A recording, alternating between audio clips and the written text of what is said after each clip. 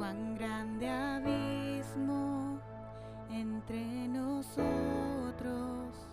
cuán alto monte falla escalar. Con desespero volví al cielo y en la noche te hice llamar. Allí en lo oscuro, tu amor profundo cruzó la sombra y me alcanzó. Ya es consumado y el fin escrito, mi esperanza está en Jesús. Oh, aleluya, sea el que me libertó, aleluya, de la muerte me arrancó, las cadenas quebrantó, y en su nombre hay salvación, mi esperanza está en Jesús. ¿Quién imagina piedad tan grande, tan plena gracia al corazón? El Dios eterno dejó su gloria, de mi pecado Él se vistió. La cruz ha hablado, soy perdonado, el Rey de Reyes me adoptó. Señor hermoso, te pertenezco, mi esperanza está en Jesús. Oh, aleluya, sea el que me libertó, aleluya, de la muerte me arrancó, las cadenas quebrantó, y en su nombre hay salvación, mi esperanza está en Jesús. Oh, aleluya, sea el que me libertó, aleluya, de la muerte me arrancó, las cadenas quebrantó, y en su nombre hay salvación, mi esperanza está en Jesús.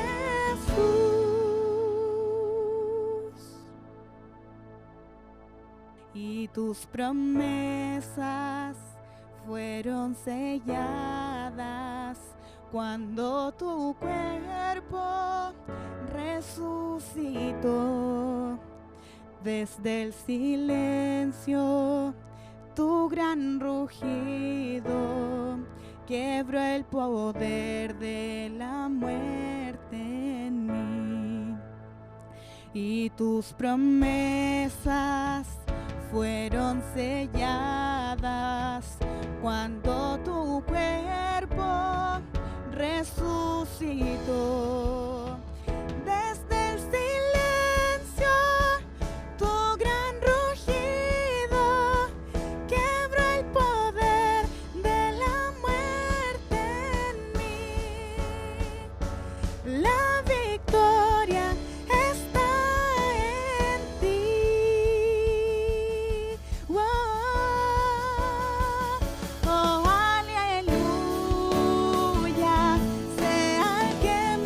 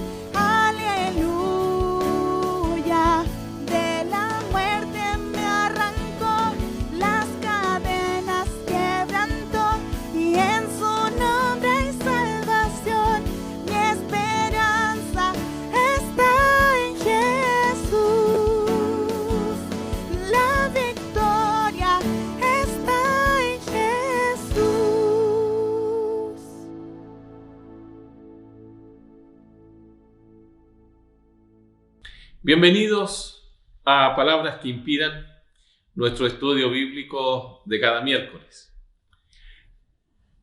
Durante el mes de octubre estará acompañándonos el hermano Andrés Iturra, pastor de jóvenes de la Iglesia de los Lobos, a quien desde ya le agradecemos su buena disposición de querer compartir la palabra de Dios con nosotros a través de estos estudios. Hemos tenido, gracias al Señor, durante todo este tiempo, a distintas personas compartiendo desde su visión lo que significa la palabra de Dios para ellos y también para nosotros. Vamos a orar y nuestro servicio de Palabras que Inspiran seguirá a continuación. Señor, gracias porque en este primer miércoles de octubre podemos estar reunidos alrededor de la palabra de Dios.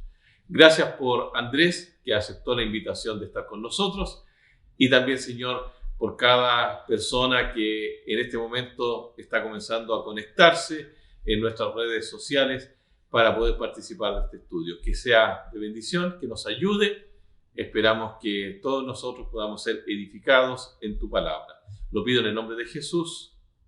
Amén. Amén. Dios les bendiga. Comenzamos a escuchar nuestro estudio. Hola, ¿cómo está, hermano querido, amigo? Sea usted bienvenido a este tiempo que el Señor ha dispuesto para que a través de la reflexión de su palabra, usted y yo podamos ser motivados a crecer en la gracia del Señor. Así que disfrute este tiempo, prepare su corazón, preparemos nuestro corazón para que Dios pueda hablarnos en este tiempo. Me presento, mi nombre es Andrés Iturra, soy pastor de jóvenes de la Iglesia de los Lobos, y hoy y durante este mes vamos a estar juntos en este tiempo. Les estaré acompañando y ustedes me estarán acompañando en este precioso tiempo en el cual vamos a tener usted y yo. No sé si usted en algún momento ha sentido que su vida pareciese que esté vacía. La verdad que muchas veces nosotros con este trabajo que tenemos, con nuestros quehaceres, la verdad que entramos en un círculo vicioso que es agotador y cansador. Y a veces nosotros perdemos un poquitito el norte de lo que Dios, ¿cierto?, a través de su palabra, quiere que nosotros podamos realizar y hacer para que nuestra vida cobre un sentido. Y es por eso que hoy vamos a ir a la palabra de Dios que se encuentra en Lucas, y vamos a ir a el capítulo 24 y vamos a leer desde el 13 al 35, para que a través de este relato el Señor pueda irnos mostrando algunas características que nos van a ayudar a que nuestra vida cobre más sentido de la que tal vez en estos momentos se está llevando. Entonces, le invito a que podamos leer la palabra de Dios. Dice así: y aquí 2 de ellos iban el mismo día a una aldea llamada Emaús, que estaba a 70 estadios de Jerusalén, e iban hablando entre sí de todas aquellas cosas que habían acontecido. Sucedió que miraban y hablaban y discutían entre sí, y Jesús mismo se acercó y caminaba con ellos. Mas los ojos de ellos estaban vedados, para que no le conociesen. Y le dijo: ¿qué pláticas son estas que tenéis entre vosotros mientras camináis? ¿Y por qué estáis tristes? Respondió uno de ellos, que se llamaba Cleofas. Le dijo: ¿eres tú el único forastero en Jerusalén que no has sabido las cosas que en ella han acontecido en estos días? Entonces él les dijo: ¿qué cosas? Y ellos le dijeron: de Jesús Nazareno, que fue varón profeta, poderoso en obra y palabra delante de Dios y de todo el pueblo.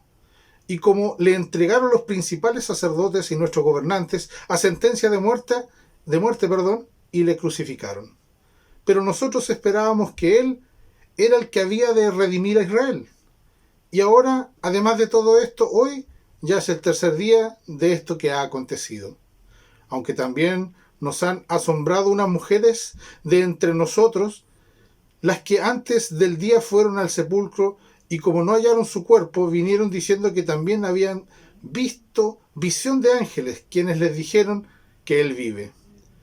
Y fueron algunos de los nuestros a los sepulcros y hallaron así como las mujeres habían dicho, pero a Él no le vieron. Entonces Él dijo: oh insensatos y tardos de corazón, para creer todo lo que los profetas han dicho. ¿No era necesario que el Cristo padeciera estas cosas y que entrara en su gloria? Y comenzando desde Moisés y siguiendo por todos los profetas, les declaraba en todas las escrituras lo que de él decían. Llegaron a la aldea a donde iban, y él le hizo como que iba más lejos, mas ellos le obligaron a quedarse, diciendo: quédate con nosotros, porque se hace tarde y el día ya ha declinado. Entró pues a quedarse con ellos. Y aconteció que, estando sentado con ellos a la mesa, tomó el pan y lo bendijo, lo partió y les dio. Entonces les fueron abiertos los ojos y le reconocieron, mas él se desapareció de su vista. Y se decían el uno al otro: ¿no ardía nuestro corazón en nosotros mientras nos hablaba en el camino y cuando nos abría las escrituras? Y levantándose en la misma hora, vinieron a Jerusalén y hallaron a los 11 reunidos y a los que estaban con ellos, que decían: ha resucitado el Señor verdaderamente y ha aparecido a Simón. Entonces ellos contaban las cosas que le habían acontecido en el camino y cómo les habían reconocido al partir el pan. Esta historia es conocida por el título del Camino a Emaús. Y es tremenda esta historia y nos habla de lo importante que es para las personas que nosotros podamos adquirir algunas características, algo del carácter del Señor, para que pueda ser manifiesto su presencia en el día de hoy. En el ámbito teológico se afirma y reconoce la expresión de que Dios no existe, dice, que Dios es. Porque si existiera significa que alguien le creó. Y como todo lo que ha traído a la existencia, significaría que él también ha sido un ser creado. Por tanto, a este atributo que estos teólogos afirman, se le conoce como aseidad, que es la propiedad por la cual un ser existe a partir de sí mismo. Este es el atributo que solo le puede pertenecer a Dios, porque es el único desde el inicio y al fin.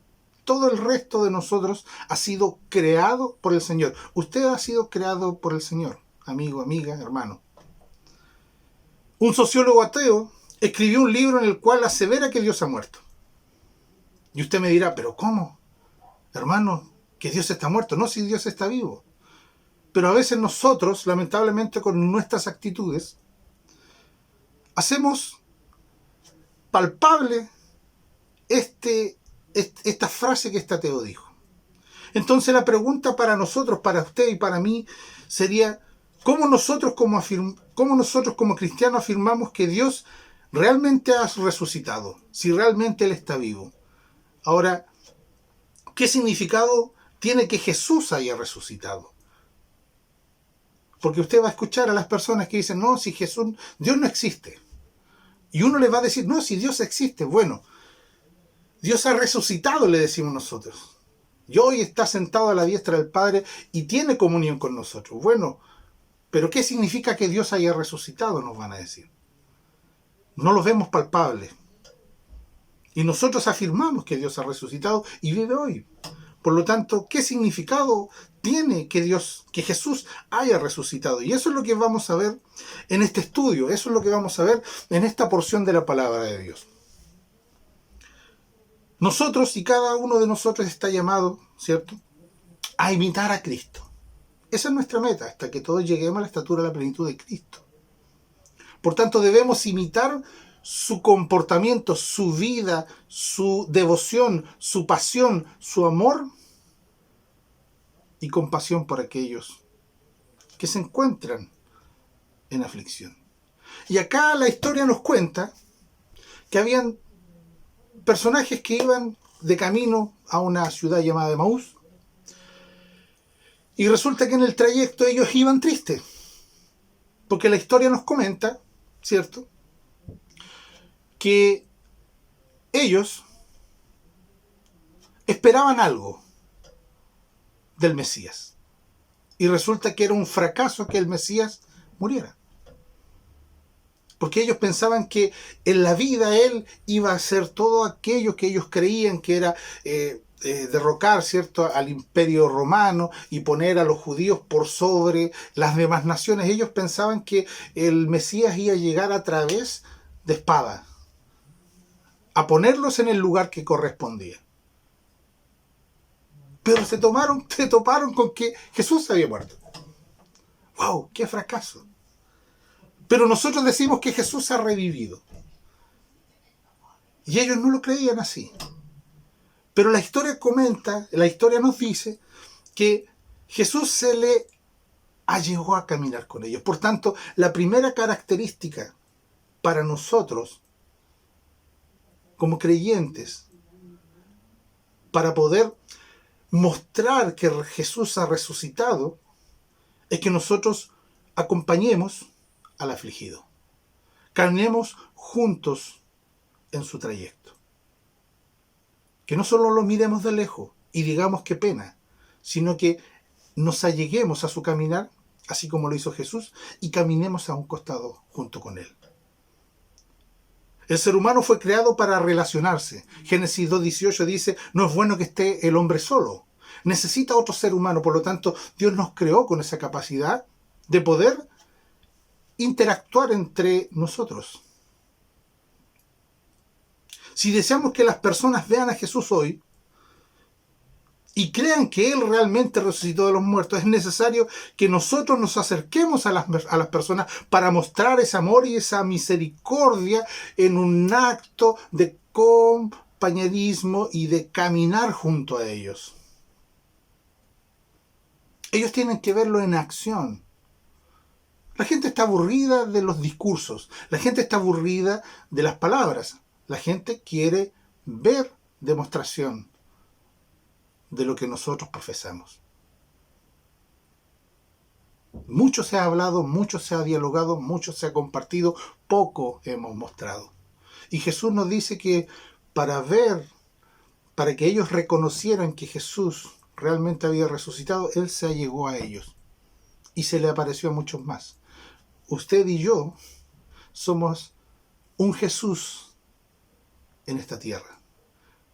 No porque seamos perfectos o dioses, sino porque nosotros mostramos, como dice la palabra, las virtudes de aquel que nos sacó de esa tiniebla en la que tú y yo estábamos en algún momento y nos puso en esta luz maravillosa.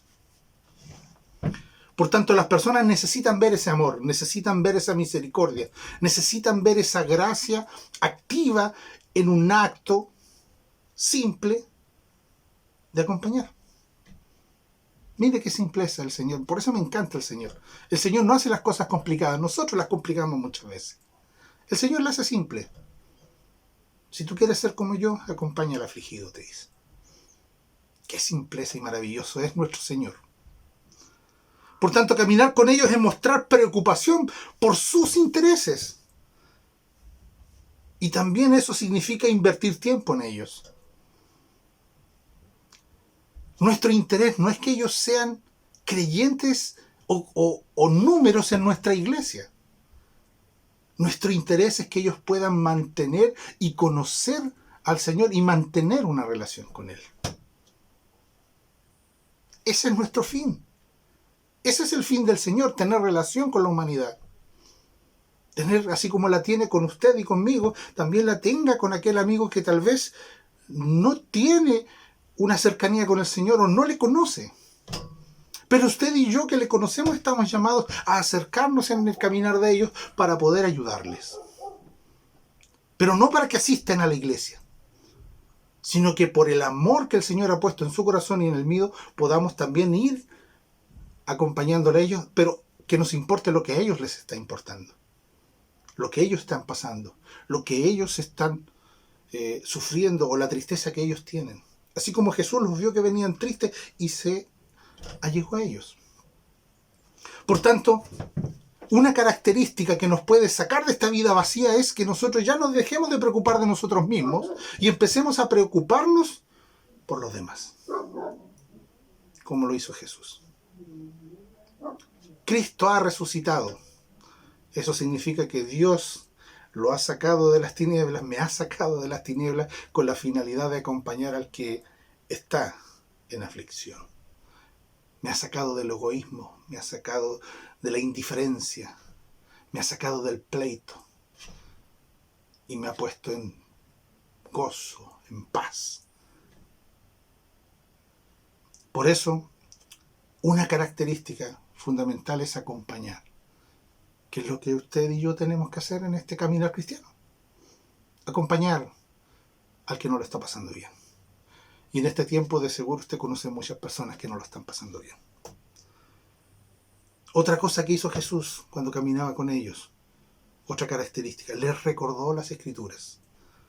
Aclara la mente con la verdad revelada de Dios. Ellos estaban tristes porque Cristo había muerto. Pero resulta que muchos profetas antes ya habían dicho que eso iba a acontecer y que al tercer día él iba a ser levantado de la muerte. Pero no lo creyeron. O se les olvidó, o la tristeza fue tan grande que nubló esa área de su vida. Hoy en día también existe mucha confusión. Su propósito, ¿cierto? Existe confusión en la forma en la cual la vivimos, la vida, ¿cierto? Hay confusión sobre la vida, sobre el propósito de esta vida y también sobre la fe. Existe mucha confusión.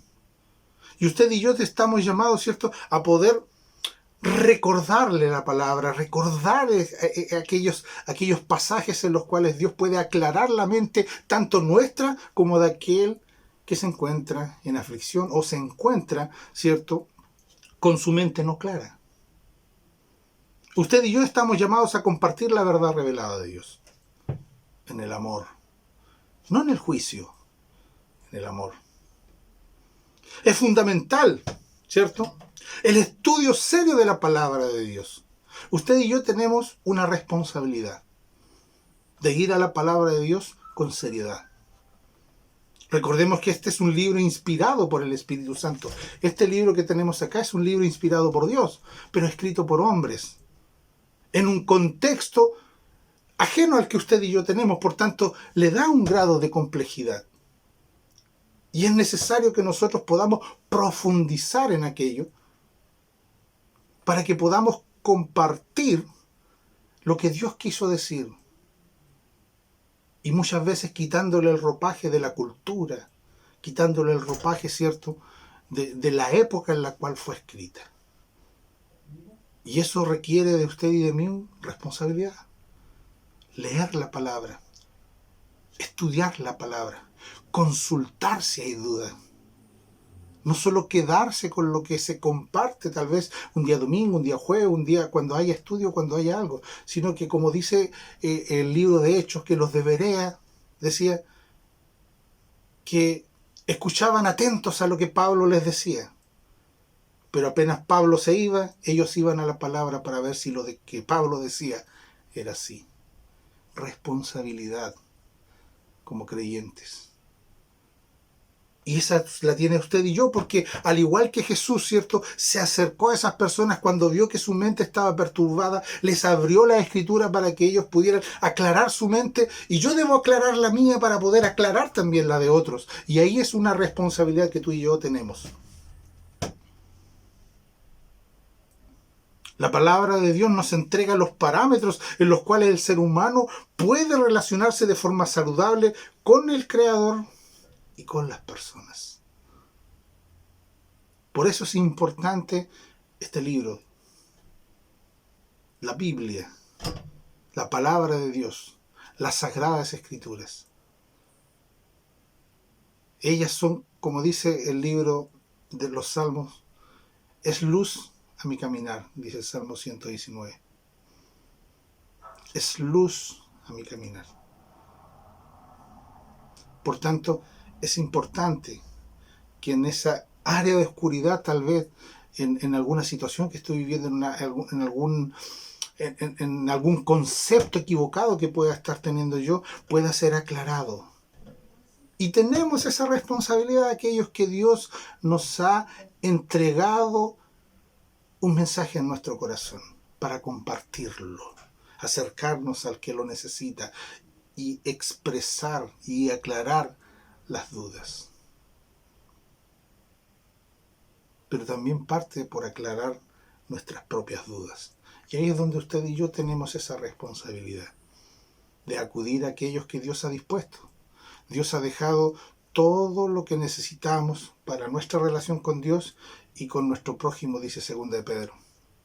Todo lo que necesitas se te ha dado. Tienes el Espíritu Santo, la palabra de Dios, la comunión con los hermanos, la oración, etc.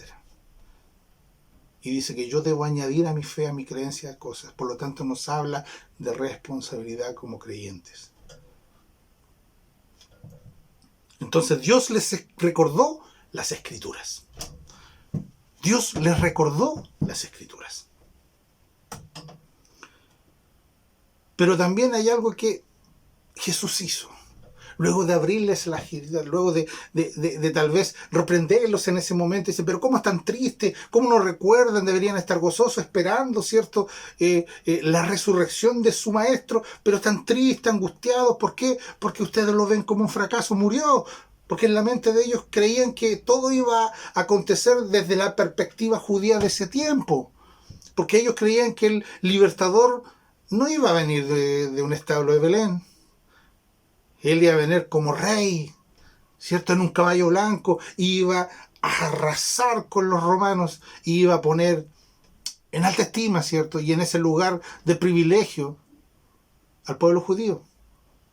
Pero fue todo lo contrario. Él nació desde el lugar más humilde y a través de ese lugar, hablando al corazón del ser humano, empezó a transformar y a transformar. Y por su gracia, por su amor, conocimos y nos trajo ese reino a cada uno de nosotros. Por tanto, es importantísimo la palabra del Señor. Y Él la expresó, la compartió y aclaró la mente de los que iban. Pero no solo hizo eso. En ese momento ellos dicen que tuvieron temor tal vez. Dije, no, pero quédate con nosotros, le dijeron. Y él se quedó e hizo algo maravilloso, la comunión. Dice que partió el pan, lo convidó. Y esto es lo maravilloso. Dice que no fue cuando se acercó a ellos, no fue cuando les habló de la palabra de Dios, sino que cuando partió el pan, cuando compartió el pan, dice que ahí les reconocieron. ¡Qué maravilloso! ¡Qué maravilloso es nuestro Señor! Fue reconocido en el versículo 31, dice, cuando Él partió el pan. ¿Dónde Él partió el pan? Ahí fue reconocido, ¿cierto? En ese acto íntimo. ¿Qué representa el partir y el compartir el pan? Un acto íntimo, lleno de compañerismo, lleno de amor. Ese fue el factor que determinó abrir los ojos de estos caminantes, ¿cierto? Y reconocer que quien les acompañaba era el mismo Jesús. Y por eso ellos se decían, ¿no ardía nuestro corazón? ¿No sentíamos algo en ese momento? ¿No sentíamos algo en ese momento cuando Él nos acompañó? Sentimos algo. Luego Él nos habló de la palabra, sentimos algo. Pero cuando hubo una conexión con el caminante fue que, wow, le reconocieron. Fueron abiertos sus ojos, dice, y le reconocieron. Ese acto íntimo, lleno de compañerismo, de amor, fue el factor determinante para que ellos abrieran sus ojos y dijeran, wow, era Cristo mismo resucitado. A esto nosotros le conocemos como coinonía. ¿Qué es la coinonía? La coinonía es un aspecto, una característica distintiva de todo discípulo del Señor, de todo discípulo de Cristo. Se traduce en comunión, no solo verticalmente con Dios, sino también con las personas de manera horizontal. Cuando yo tengo mayor comunión con Dios, resultado de ese amor y de esa comunión con Dios, me resulta en comunión con mis hermanos y con las personas. La palabra en 1 Juan nos dice: nadie puede decir que ama a Dios ni aborrece a su hermano o aborrece a alguien, a alguna criatura del Señor. Es imposible. Porque si el amor es derramado en el corazón de cada uno de nosotros, significa que ese amor se desborda tanto que lo único que podemos hacer nosotros es compartir ese amor con otros. Por tanto, Jesús compartió el pan, y ese acto de amor, esa coinonía, ese momento de intimidad que tuvieron con Jesús estos caminantes, ¿cierto? Fue el factor que sacó de sus ojos aquello que impedía mirar a Jesús. Y de seguro usted estará pensando y decía: oh, es increíble. Porque a veces yo me acerco a las personas, les hablo de Jesús, como que parece que sintieran algo, pero nosotros no vamos más allá. Y después nos decimos: ¿por qué no pueden conocer a Jesús o no pueden ver a Jesús como lo vemos nosotros, o como lo ve usted o como lo veo yo? Porque falta ese tercer acto, que es la comunión con ellos. Que ellos puedan sentir el amor de Dios a través del amor que usted le refleja a ellos. Y a eso usted y yo hemos sido llamados. La iglesia debe ser una comunidad de amor y de cuidado, dispuesta a compartir con otros, dispuesta a entregarse a otros. Y cuando hablo de compartir, estoy hablando no solamente de que un día podamos estar, sino que compartir tu tiempo con ellos. Y en algunos casos, tu dinero. Es importante, amigo, amiga, hermano, que podamos manifestar estas 3 características que podemos vislumbrar en el camino de Emaús, para que las personas que van camino o que van en este caminar en la vida puedan, a través de estas 3 características que usted y yo tenemos que modelar y que usted y yo tenemos que empezar a realizar, puedan ser abiertos sus ojos para poder ver a ese Jesús resucitado que predicamos y que compartimos. La iglesia debe ser una comunidad de amor. Estamos llamados a hacer amor. ¿Cómo conocerán que son mis discípulos?, dice el Evangelio. ¿En cuántos versículos se sabe? ¿Cuántos días asiste a culto? ¿En cuántas actividades o medios de gracia usted participa? ¿O en el amor que os demostráis los unos a los otros? Y cuando usted es movido por el amor, usted ya no se preocupa de sí mismo. Y ya deja de haber un vacío en el corazón. Ya deja de haber ese pero ¿para qué fui llamado? ¿O qué puedo hacer? No necesita tener tremendos dones y talentos. Dios le dio una boca, utilícela. Dios le dio pies para acompañar. Dios le dio brazos para abrazar. En este tiempo, lamentablemente, todavía no lo podemos hacer.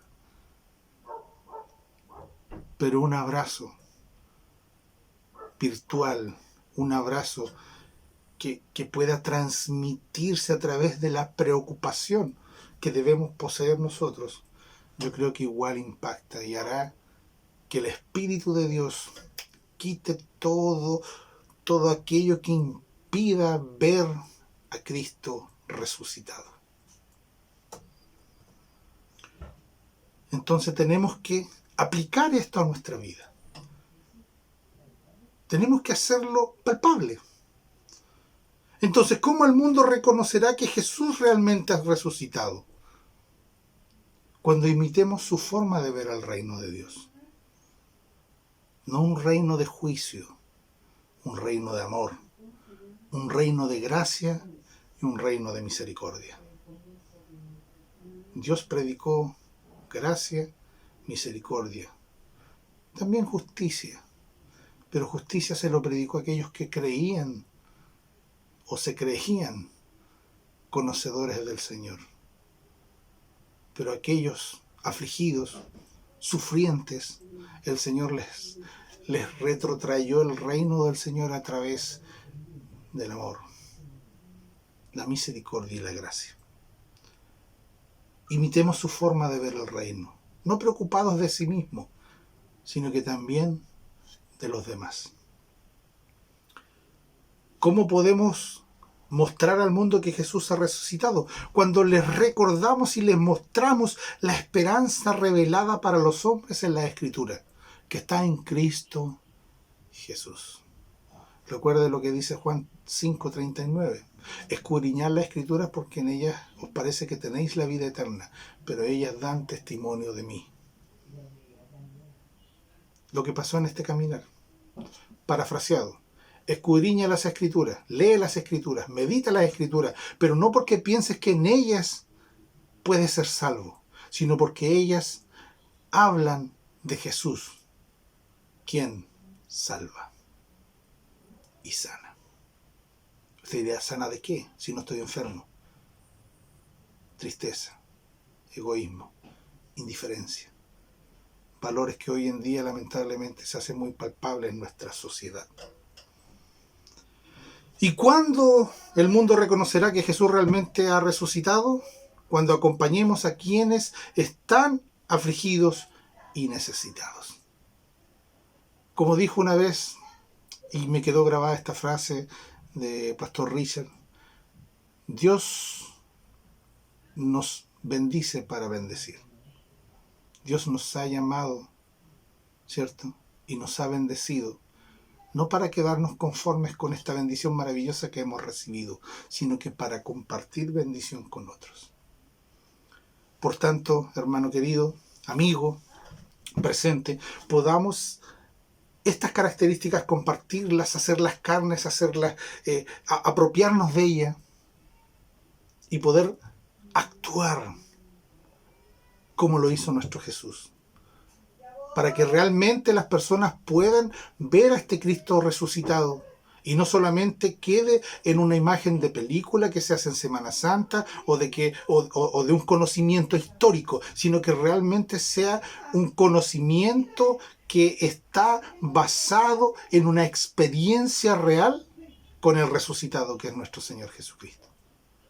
Por tanto, ese es el estudio que hoy vamos a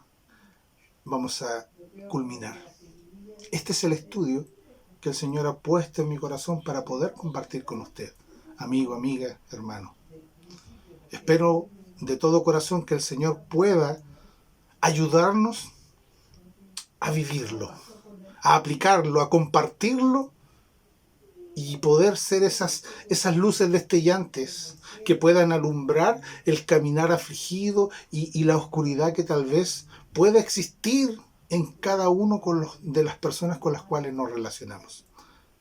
Así que muchas gracias le doy por acompañarnos, por estar con nosotros, y espero en el Señor que Dios pueda bendecirle grandemente y que usted y yo podamos ser aquellos Jesús que acompañan, que les abren las Escrituras y que comparten con el afligido en este tiempo en el cual vivimos. Así que Dios les bendiga, muchas bendiciones, un abrazo, como siempre comparto, lleno de alcohol gel para cada uno de ustedes, y será hasta la próxima que nos volvamos a encontrar en este tiempo que el Señor ha preparado para cada uno de nosotros. Que Dios le bendiga.